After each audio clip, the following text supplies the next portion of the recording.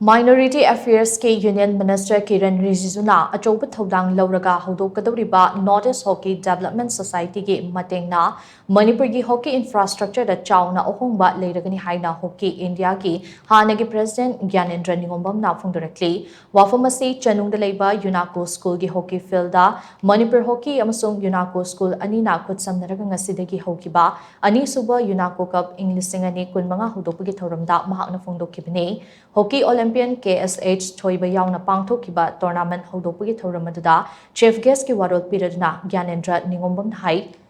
Union Minister Kiren Rijiju ki meeting makada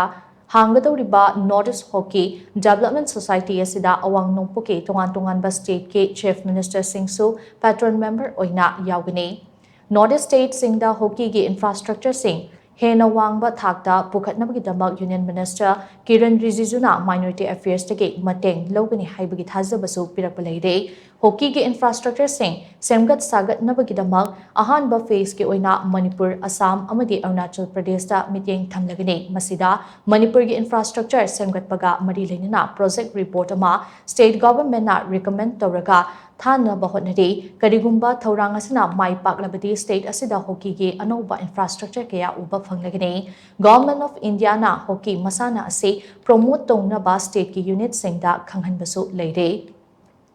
Hojik ase hockey ki infrastructure kaya semgat sagatpagi tangkak amada leiduna masana asida mai onsinnarakli adubu Manipur ki oingdi lengakna lam asida akhanaba miteng changba thoidokna udri adubu hockey gi Olympian taret puthokli ba state asida lengakna miteng thamlakani haibagi thajabadi lei Manipur da hockey masana ase hena chawkhatna ba hotnabada miyam gi achouba mateng su mathautai haina Gyanendra namakata na phongdokhi ani suba UNACO Cup Englishing ani kunmanga gi ngase sanakhiba tournament houdokpagi match ta KHSC khongmanna MPSCB bu goal ani sinyoda maithiba piki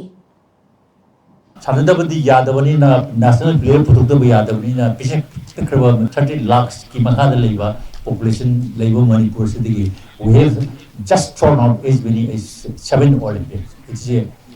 quite remarkable and a great achievement also and a great contribution to the country.